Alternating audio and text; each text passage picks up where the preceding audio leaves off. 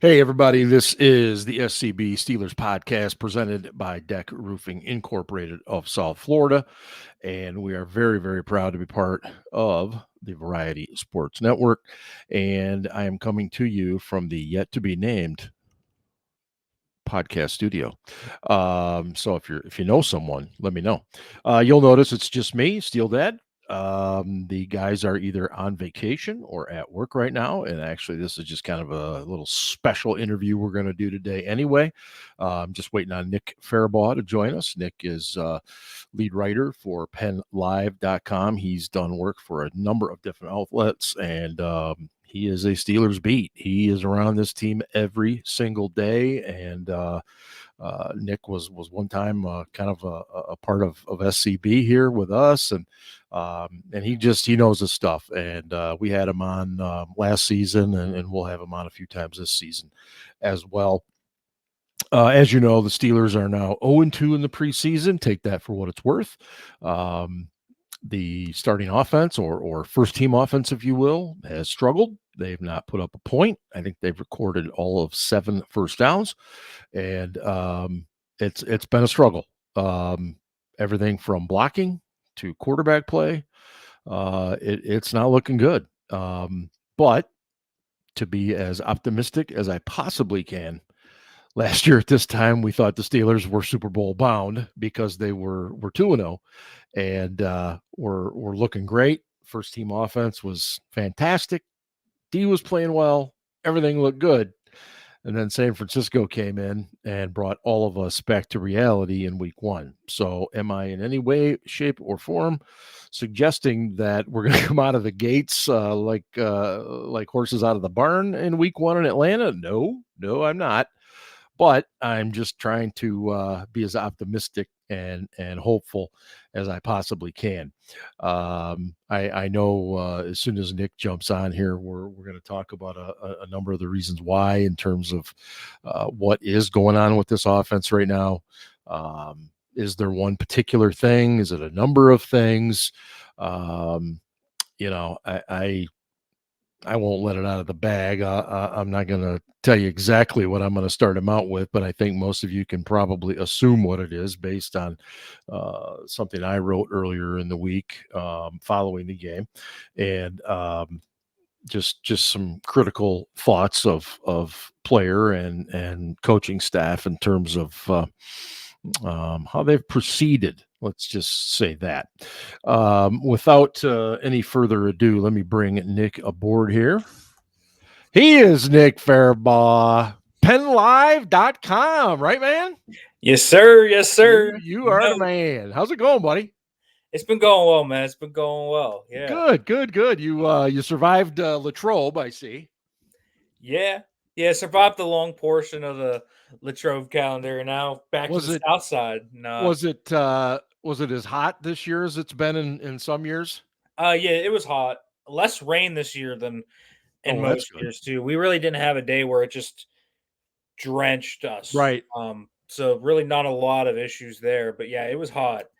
Man, we had some practices, particularly on the weekends, because those are the afternoon practices now. Right. Because they moved into the morning, where it was brutal. The 255 practice in particular, it got steamy. it does, and if you're listening or watching and you haven't been to Latrobe before, the St. Vincent Fields, Chuck Noll Field, and stuff, it's kind of down in a bowl.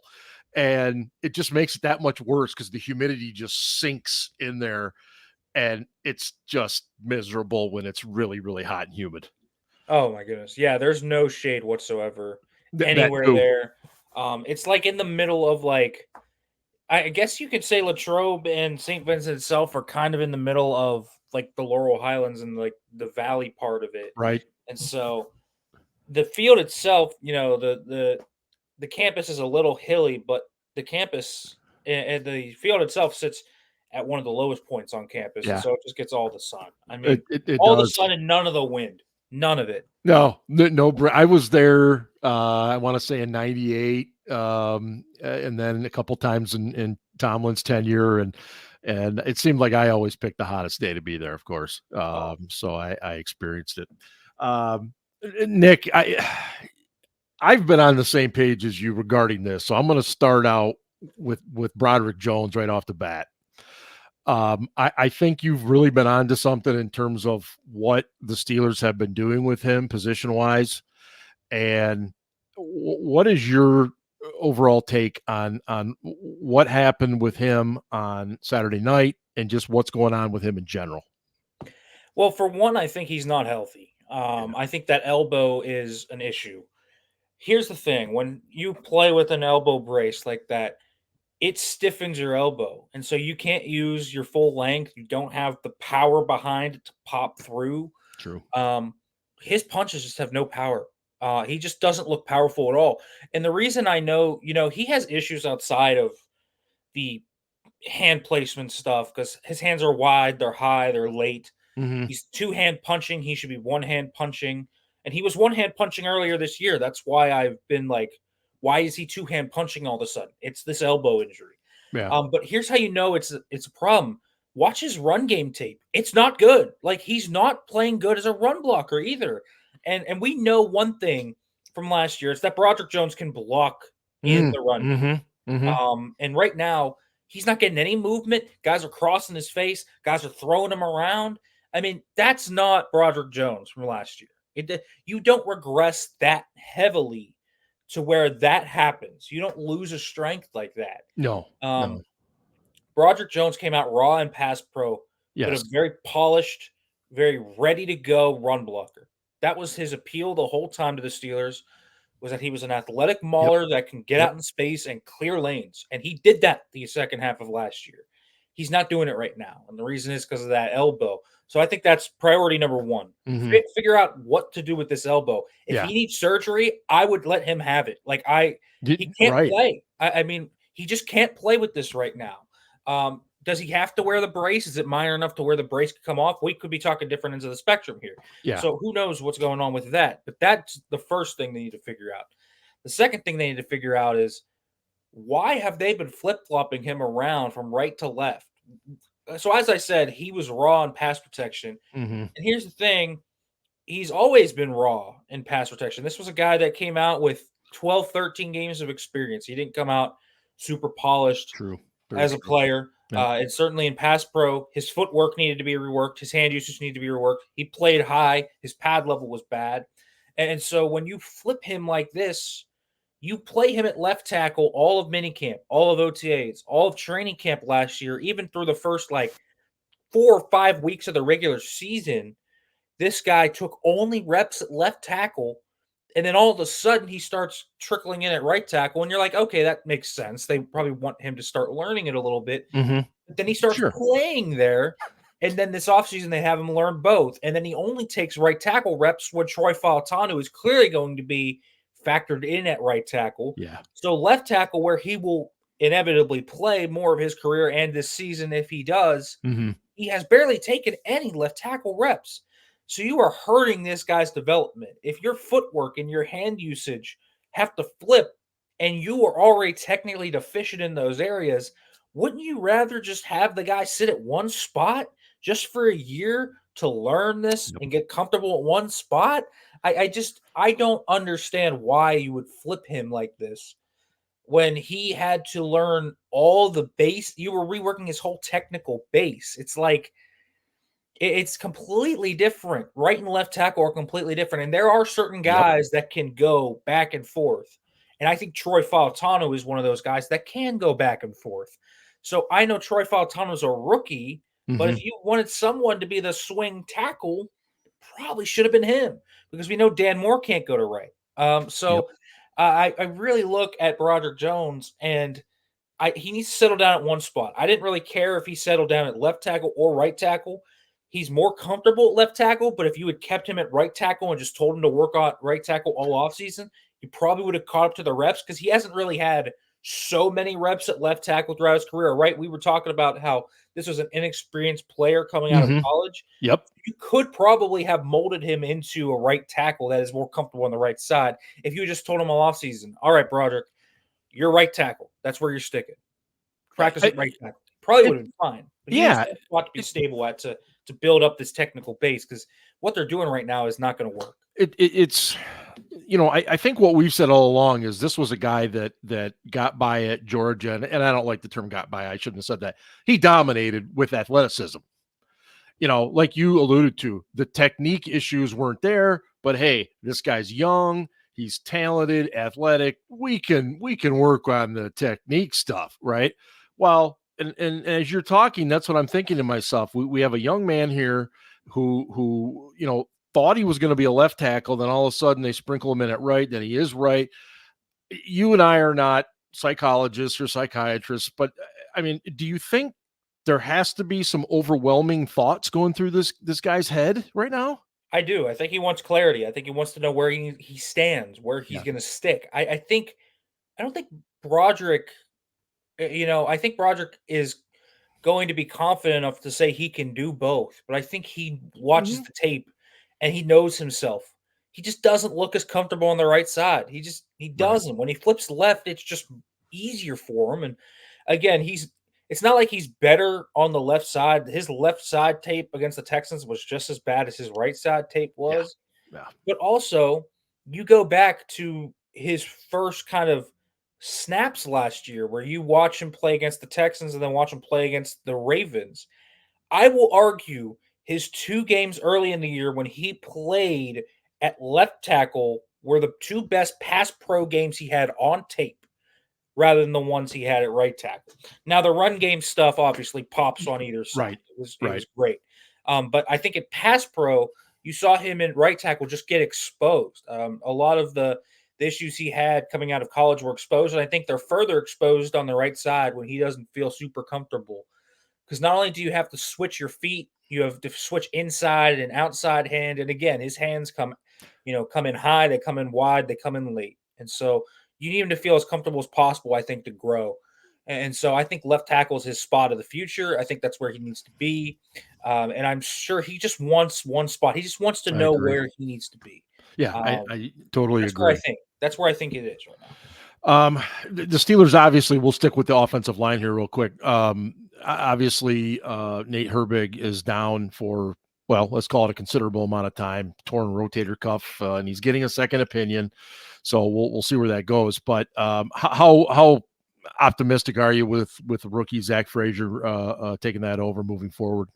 I think he's going to be extremely good for them. He looks extremely polished. Didn't really have many concerns with him coming out of Mhm. West Virginia.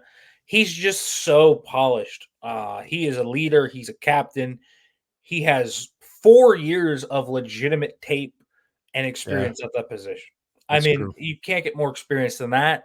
And it was good tape. So the only worry you had about him coming back out was okay, as long as he recovers from the leg injury, Mhm. he's Yeah, good.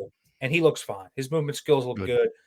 He is one of the best starting linemen in terms of rookies right now that you see in the preseason. He's just taken it to another level.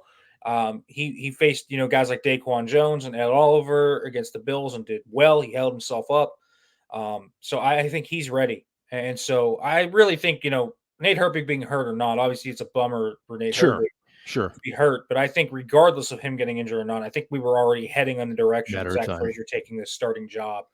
He started out rough in training camp. I just think it was the game speed. Like I think Troy Yeah. Fautanu was the same way. Yep. A lot of people in terms of countering where Broderick Jones is will say Troy Fautanu's tape against the Texans was rough too. But you look at why he lost those reps, and it wasn't because like the technique was bad. He was overthinking it. He went inside too far and tried to help out and do too much. So like I think the rookies, both of them are going to be good, and I think Frazier looks awesome. I think he's been through and through a pro so far. So I think he's going to be a really plus addition to them in the center position. Yeah, and any thoughts of Mason Cole coming back? Forget it. Oh, That dude looks like he dropped about 50 or 60 pounds. he looks retired. I mean, I he mean, think of Alan Faneca. If you're listening or watching and you haven't seen Mason Cole lately, he's dropped that kind of weight already since last right. season. If you know how Casey Hampton looks now, Yes. he looks more like medium snack now than big Oh snack. my God. It's I hilarious. mean, man, it's crazy to me. First of all, how these linemen just drop weight like that. It I mean, he was is. playing football 6 months ago, Yeah. and now he looks like I don't know. He should go out there and I guess play tight end or something because Oh, he does. He looked at the picture I saw. It looked like he just came off the golf course, and he's like he'd been professionally golfing for years. It just, I don't know how they do it. These yeah. guys. Well, let me get to the quarterbacks, Nick. The old saying, "You got two quarterbacks, you don't have one." I'm trying to be optimistic. It's early. Obviously, Russell Wilson Saturday night was a little limited based on the protection and stuff. What are you seeing out of these guys right now? It's tough. It's tough to evaluate Russell Wilson and Justin Fields. Yeah. I just think both of them have had issues beyond them around them at times. First of all, we've talked about the O-line, man. Oh, Lord, has the O-line been brutal? I mean, it really has. It has. And like basic things with, Fields. Like I thought the first game with Fields wasn't bad. I thought they moved the ball well. But it got killed by a few things, whether it was fumbling a center quarterback exchange, false starts, a random holding call, Mike Tomlin not challenging a catch that Van Jefferson absolutely 100% made. Just things weird that I think have caused this to kind of be odd for him. For Russell Wilson, I watched the all 22 back. I legitimately don't know what he was supposed to do more. Like, right. It's you watch him, and it's not like he's like leaving guys streaking wide open down the field. It's not like he ran into sacks. I mean, Broderick Jones on both of the sacks he allowed got beat right when Wilson hit the top of his drop and the guy hit him. Yeah. I mean, it's not like Russ rolled out and ran right into the guy. So I don't know what you want to do. I remember on the first one where Russ kind of did roll out right and into Rousseau. Someone said step up in the pocket. Rousseau was beating him anyways, and he would have been strip sacked. It didn't matter if he stepped in the pocket or not. And then he couldn't even get out because there's another pass rusher coming up the interior, so he would have been sacked one way or another. I guess that could be one argument you make is that Justin Fields could get out of there. I guess Russ probably wouldn't have. Yeah. Like that's part of. I think that's something to be considered. But like I watch, Russell Wilson. It's like, was it a lifeless offense? Yes. Was it lifeless necessarily because of Russ? Not really. They ran vanilla routes. At third down and 13, you saw his limitations come out because he pushes the ball downfield or only plays quick game. So teams sit back and cover 2. So on 3rd and 13, you're dead in the water. So he's a limited quarterback, but I already knew that. I didn't need anybody to tell me that 3rd 13 with Russell Wilson is probably not going to go well most of the time. How do you think they combat that? I mean, he the cover 2 stuff because he ranked one of the lowest in the league in terms of against that, and obviously the Steelers want to play ahead of the chains. I mean, to eliminate that but you're going to fall into those situations where it happens. Right. What? So, the what can he basics do? of the offense with Russ at the helm isn't hard to figure out. It's to stay ahead of the chains and force teams out of cover 2 so you can hit the deep ball and let Russ hit one of his biggest strengths still. He's still got a great deep ball. Yep. He doesn't have the juice he has in mobility anymore. His height is more of a factor now because of that, because he never really could see over the middle of the field. He doesn't get clear passing lanes. So when the pocket collapses, defenders put their hands up or he has to move, and that's why he runs into sacks. With Fields, he gets skittish in the pocket just because I think he panics when he doesn't hit the – he can hit the front side 1-2, but when that isn't there, when he has to go backside, he kind of panics. And there have been times where I think Fields has had some processing errors, at least in terms of being slow on it, where he maybe should have hit a spot, should have hit an open window. He can make magic out of nothing. He's also made a few errant decisions. He's done some things that are basically wrong. I mean, the quarterback center exchanges are 50% on him. Yeah. You can't excuse it. He should have thrown a pick against the Bills. That was a bad ball that he threw on that sail route. Yep. The post route, I think, was on the receiver, not him. Agreed. So I think that should have been a touchdown. And he's more dynamic than Russ. There's no doubt about it. The quarterback run game is a dynamic factor, and it changes what you can do. But I do think Justin Fields, in terms of the sacks he has taken, I think you could put a little bit more of it on him than you could on Russ. He's held the ball a little long. His processing is still slow. So I do think some of it's on him. And so really, this quarterback room, it's just two guys that are limited in various ways, bring certain negativity to it. They are who we thought they were. That's what it Yeah. is. And so I don't know. I feel like personally, if you were me and you knew who Russell Wilson and Justin Fields were heading into the preseason, did your opinion really change much of who should start? Probably not. And I think you kind of had different reasonings for who you wanted to start before. I think those hold up still. Is your gut feeling right now that Russ gets to start week 1? Yeah, I do Yeah. think that's going to happen. And listen, I'm not even sure it's the right call. I think I would rock with Fields. And I really do. I just think the quarterback run game, the ability for him to maybe take a step forward and be something more than this year, it just is more to me. But if you want the vet that's going to protect the football, you have a guy there in Russ. That's I'm going to be with what it's you. gonna be. And Yeah, I'm still in the Russ mode of starting, but I've come a lot more around to the idea of Fields for the exact reasons that you said. Give me that mobility, give me that stuff that I can work with his athleticism and run some stuff off of it. But again, as you said, the vet taking care of the ball, running the offense a little bit better. Yeah, so I'm getting closer, but I'm not there yet. I just think this year overall to me doesn't feel like a year where they should be prioritizing short term over long term. They need to figure out things. It's a transition year. They have all three quarterbacks Definitely. going to be free agents. Half the offensive roster is going to be a free agent. Cam Hayward's going to be a free agent. There's just so many different pieces that are going to be gone. I think they need to figure out as much as possible. Listen, if Fields plays well and is legitimately like the 14th best quarterback in the NFL this year, that's a guy you extend, right? Because You do. we've Yes. seen this happen 2 or 3 times in the past 3 seasons alone. And Baker Mayfield in Tampa Bay Good one. bounces back.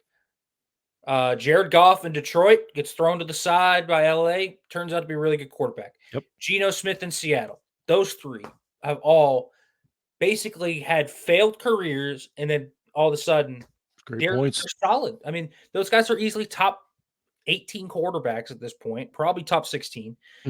So, really, can Fields work into that tier? So I would like for them to figure that out. But I understand if you're trying to win games and you're trying to be ball control, ball control, ball control, Russ is the guy you go with. But I personally wouldn't be in that mindset if I were the Steelers, but they have an urgency about them that they want to win a playoff game this year.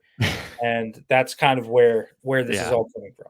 Yeah, no, you're exactly right. It's exactly where it's from and where it's headed.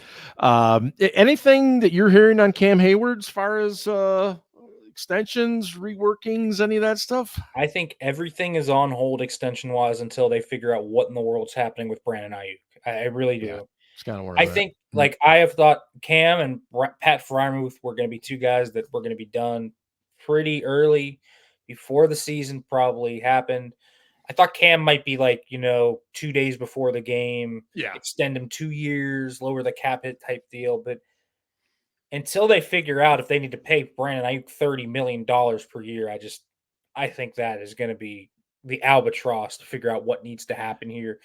Do they need to restructure Minka? Do they need to do different things? I think that is holding everything up on every level here of these extension talks with anyone. So we'll see.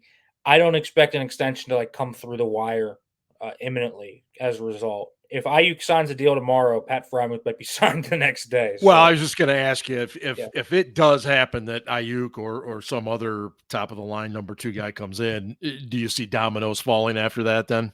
yeah, I do. So if Ayuk comes, I expect a Freiermuth extension to follow very after that. Whatever happens with Ayuk, once they have a resolution to that, I think you'll have that come shortly thereafter. And then Cam, we'll kind of see. I think that one's going to be up against the clock. I think they can afford to wait with Cam. Okay. I do. I think they'll be okay with that if need be. But I think he would be right up after Freiermuth. So if this Freiermuth stuff can happen and Ayuk, whatever Mhm. happens there, I think then you would naturally go to Cam Hayward after that because just don't see another realistic extension candidate on the team. I No. think James Daniels should probably be a realistic one, but they obviously have not shown any interest in No. that. No. And they wouldn't be turning down Najee Harris's fifth-year option if they believed he should be around at the price he would command. So I It just don't think anything else is realistic. Speaking of running backs real quick, what do you see them doing with Jalen Warren down now? It's possible he could return for week 1. Hamstrings, they can be something you can get over in a couple of weeks, or they linger for a year. What is this an issue of Cordell Patterson getting a few more touches, or is it, maybe P. Ryan gets that shot? What do you see going on there? Yeah, well, I mean, it's 2 to 4 weeks, so that's going to be right up against it. Yep. I think they're optimistic he's going to play. I would be worried. Listen, Deontay Johnson missed 4 weeks with the one last year. Freiermuth, remember, missed like a week or 2 with it, then re-injured it, went on Yep. injured reserve. These things are just really, really tough. And so you Yeah. never really know what's going to happen with a hamstring. Because here's the thing, they could sit him out that first week and it still wouldn't guarantee No, you're or right. really even lower the chance of him re-injuring it. That's a good So point. if he's ready to go, I mean, I think you just got to let him go. I remember 2 years ago, Akello Witherspoon missed like 8 weeks with a hamstring and then Mhm. re-injured and missed the rest of the year. Like Mhm. these hamstrings, even with proper rest and recovery, Right. can flare back up. So I mean, there's really no benefit truly to resting somebody so long with that type of injury. It feels like Yeah, just through you're right. examples I've seen. And if he is out, let's say he is out, Yeah. Patterson's obviously going to be the 2. And then I'm not even sure who the 4 is right now. I think Jonathan Ward was the 4 before missing with that hamstring. If he can Yep. play against Detroit, I think he's right in that mix. But Okay. I mean, I think you have to imagine like Piron is in that mix now too. He looked really good against the I thought Bills. I thought so too. I think Yeah. Dejan Edwards looked good too. He didn't really get many carries at all in training camp, but every time he's in a game, he pops. So He runs. It looks like he's going a million different directions, but man, he runs hard. Legs are always going. He's fun to watch. yeah, he Um, is. And so I don't really know. I think Ward was the leader in the clubhouse. It's probably P Ryan right now. I think okay. that makes sense. Uh, So yeah, wouldn't surprise me if P Ryan would be the guy that they would call up from the practice squad if Warren can't play. okay.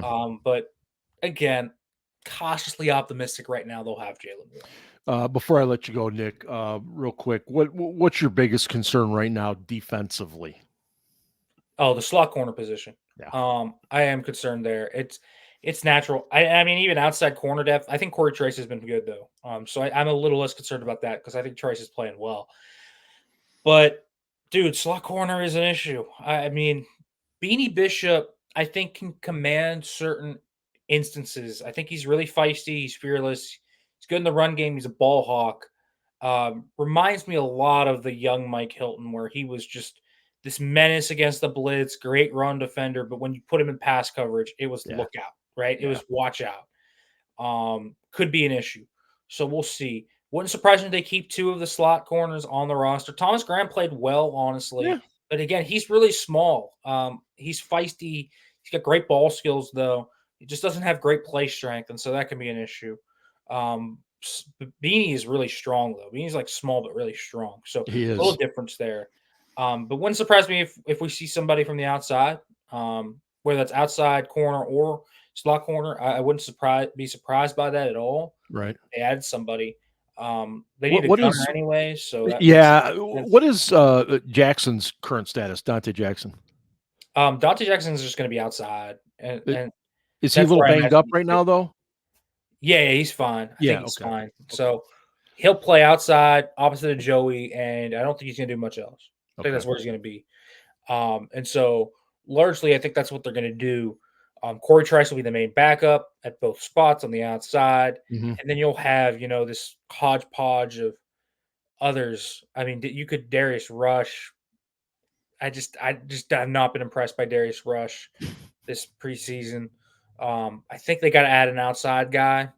Could be Thomas Graham, who plays inside and out. That could be Okay. the solution there. So we'll see. I think the slot's a question, and Beanie missing this game against the Bills, which I thought was going to be really good for his evaluation purposes, is a little bit of a bummer. But he says he's going to be back for Saturday against Detroit. Okay. We'll see there. I think Beanie will make the roster. I don't think the Steelers can expect him to be the 3-down nickel. I think they got to find who else can be there to help him on pass downs. Is it Deshaun Elliott? Is it like the 3 safety big nickel look that they have to go to more often? That could be the solution. I think Beanie has a spot on the team. It's just going to be, how do you not overexpose the guy? He's still an undrafted free agent. Yes. You have to understand that. At some point, that doesn't lie. That point still is there with him. But we felt like that's where he was going to go all along. When you watched his tape at West Virginia, watch him on the outside, it's kind of like, hey, this guy looks like he could be something in the slot. And hopefully it happens. But we've kind of been thinking all along that maybe somebody coming from the outside would maybe take that, but we'll see. Nick, as always, my friend, thank you so much for jumping on with us, and continue to do great stuff. PennLive.com. That is Nick Farabaugh, everybody. Thanks, Nick. Have a great one, man. All right. Thanks for having me on, man. You bet. That is, again, Nick Farabaugh from PennLive.com. He was with Pittsburgh Steelers Now.com. He spent, some time doing some stuff with us, and he knows his stuff. He's fantastic, does great work. Super interactive on Twitter or X, whatever the hell you call it these days. But anyway, check him out.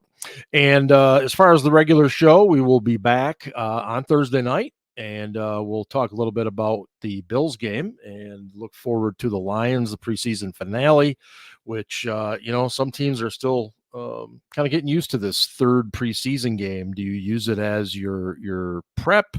Do you use it as that fourth preseason game where you don't play any of your important players? We'll see what Mike Tomlin's going to do. But the guys and I will be back for that coming up Thursday night, 10 o'clock right here. And this is SteelDad signing off. And hey, go Steelers.